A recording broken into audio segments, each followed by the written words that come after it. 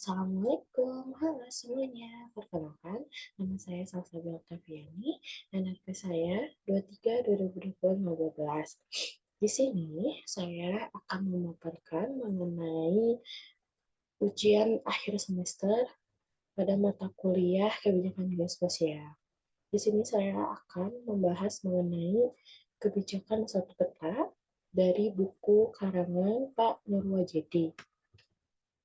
Nah, kebijakan satu peta, apa itu? Yaitu arahan strategis dalam mewujudkan satu peta yang mengacu pada satu referensi geospasial, satu standar, satu basis data, dan satu geoportal.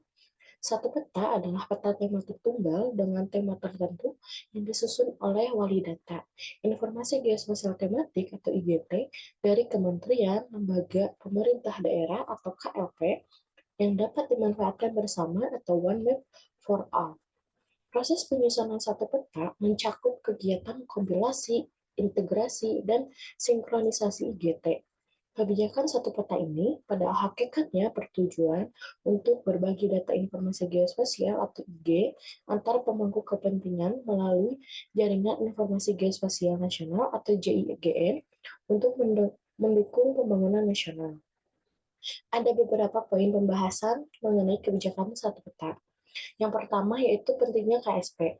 KSP ini diatur dalam Peraturan Presiden atau Perpres nomor 9 tahun 2006 tentang percepatan pelaksanaan kebijakan satu peta pada tingkat ketelitian peta skala 1/50.000 atau Perpres KSP.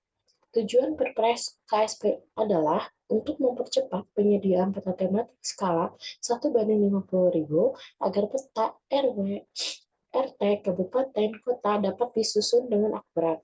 Peta RT, RW, kabupaten, atau kota beserta peta tematik pendukungnya yang akurat tersebut merupakan data fundamental yang dapat menjamin kepastian lokasi pemanfaatan ruang yang berkelanjutan.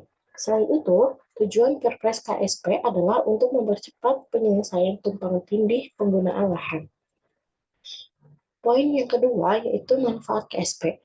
Yang pertama yaitu membantu percepatan pelaksanaan pembangunan nasional melalui penggunaan peta referensi dengan standar dan format yang sama dan dapat diakses melalui secara satu pintu melalui geoportal.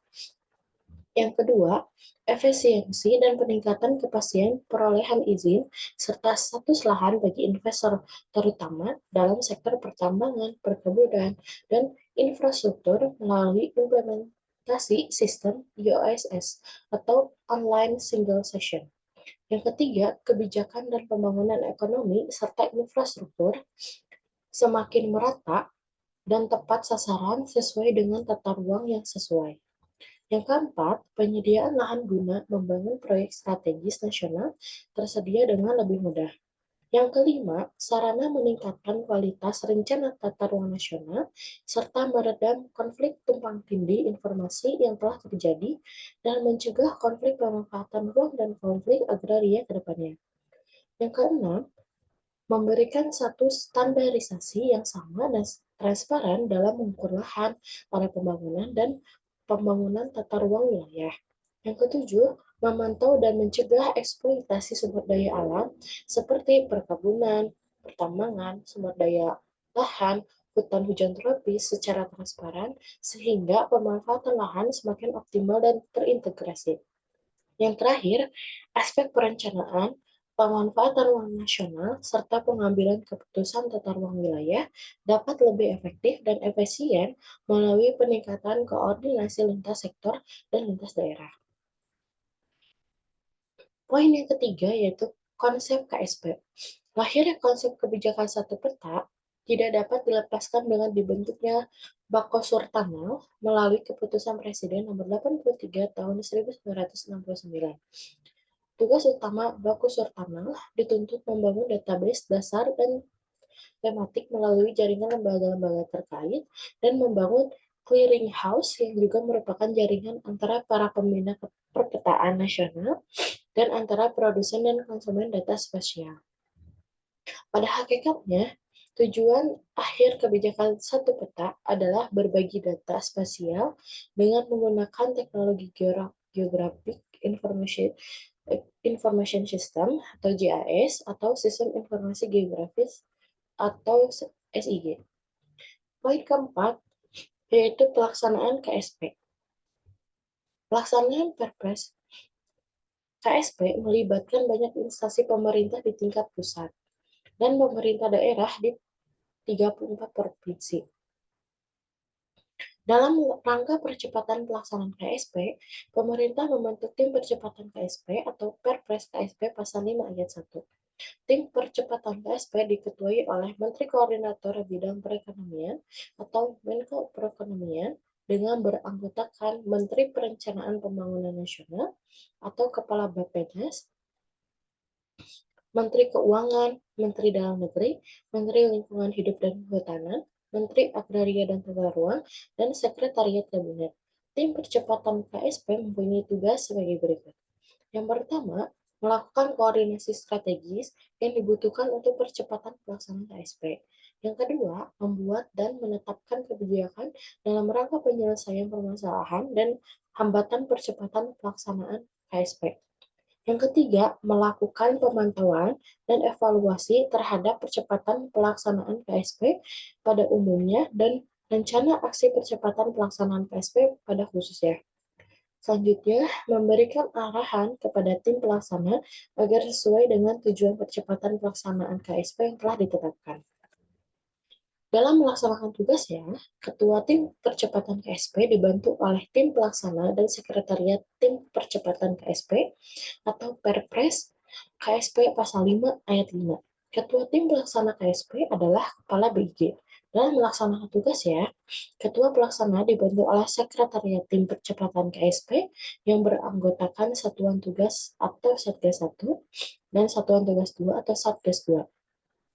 Sekretaris Sekretariat Tim Percepatan KSP adalah Deputi Bidang Koordinasi Percepatan Infrastruktur dan Pengembangan Wilayah atau Deputi 6 Kementerian Koordinator Bidang Perekonomian yang dibantu oleh Wakil Sekretaris 1 atau Deputi Bidang Kajian dan Pengelolaan Program Prioritas Kantor Staf Presiden dan Wakil Sekretaris 2 atau Deputi Bidang Informasi Geospasial Tematik BIG.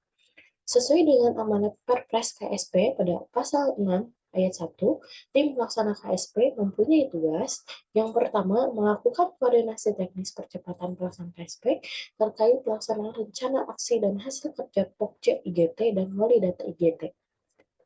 Yang kedua, menetapkan langkah-langkah dan kebijakan dalam rangka penyelesaian permasalahan dan hambatan teknis percepatan pelaksanaan KSP. Yang ketiga, menetapkan langkah-langkah dan kegiatan prioritas bagi Pokja IGT dan Wali Data IGT. Yang keempat, melakukan monitoring dan evaluasi pelaksanaan rencana aksi percepatan pelaksanaan KSP dan menyusun mekanisme berbagi data IGT melalui JIGN. Sesuai amanat Perpres KSP Pasal 7 Ayat 4, Satuan Tugas 1 atau Satgas 1 mempunyai tugas yang pertama melakukan inventarisasi dan kompilasi basis data IGT nasional yang bersumber dari kementerian atau lembaga dan pemerintah daerah. Yang kedua, melakukan pengelompokan IGT dalam kelompok data IGT status, IGT perencanaan ruang, dan IGT potensi. Yang ketiga, melakukan proses integrasi IGT yang mengacu pada IGD.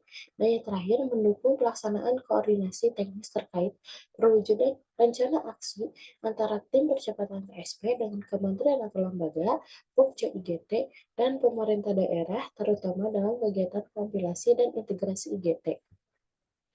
Sesuai dengan amanat Perpres KSP Pasal 7 Ayat 5, Satgas 2 mempunyai tugas yang pertama melakukan sinkronisasi antara data IGT di Pokja IGT status. Yang kedua, melakukan sinkronisasi antar data IGT di Pokja IGT tata ruang. Yang ketiga, melakukan sinkronisasi antara data IGT di Pokja IGT potensi. Yang keempat, melakukan sinkronisasi antar kelompok data IGT. Yang kelima, memberikan rekomendasi penyelesaian masalah terkait sinkronisasi data IGT. Yang keenam, membuat rumusan penyelesaian konflik antar data IGT. Dan yang terakhir, mendukung pelaksanaan koordinasi teknis terkait perwujudan rencana aksi antara tim percepatan KSP dengan kementerian atau lembaga, Pokja IGT, dan pemerintah daerah, terutama dalam kegiatan sinkronisasi data IGT. Target KSP sendiri yaitu tersedianya 85 IGT terintegrasi dari 19 kementerian atau lembaga dan pemerintah daerah di 34 provinsi yang dapat diberbagikan melalui JIGN. Produk satu peta dari 85 tema terintegrasi tersebut diharapkan dapat menjadi acuan dalam perbaikan peta tematik di masing-masing sektor, menjadi acuan dalam melakukan perencanaan tata ruang yang akurat, dan penyelesaian tumpang tindih penggunaan lahan. Poin yang kelima yaitu kendala dalam pelaksanaan KSP. Yang pertama yaitu kerahasiaan data dan kebijakan berbayar. Yang kedua, kualitas dan ketersediaan peta rupa bumi. Yang ketiga, keterbatasan data spasial. Yang keempat, IGT status berimplikasi hukum. Yang kelima, ketersediaan sumber daya manusia bidang IGD. Yang keenam, kesiapan simpul jaringan dalam JIGN. Yang terakhir, kewenangan pendistribusian data tidak berfungsi. Poin yang terakhir yaitu pengembangan di KSP. Tujuan pengembangan KSP ke depannya yaitu untuk mewujudkan berbagi data IG yang akurat, mutakhir, terpadu, akuntabel, serta mudah diakses antara penggunaan data dari kalangan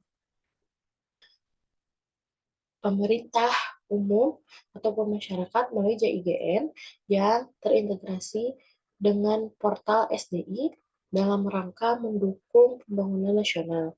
Pencapaian tujuan tersebut dapat dilakukan melalui pelaksanaan program atau kegiatan secara bertahap 5 tahunan yang disesuaikan dengan rencana pembangunan nasional jangka menengah. Baik, sekian pemaparan yang bisa saya sampaikan. Kurang lebihnya mohon maaf. Terima kasih atas perhatiannya. Wassalamualaikum warahmatullahi wabarakatuh.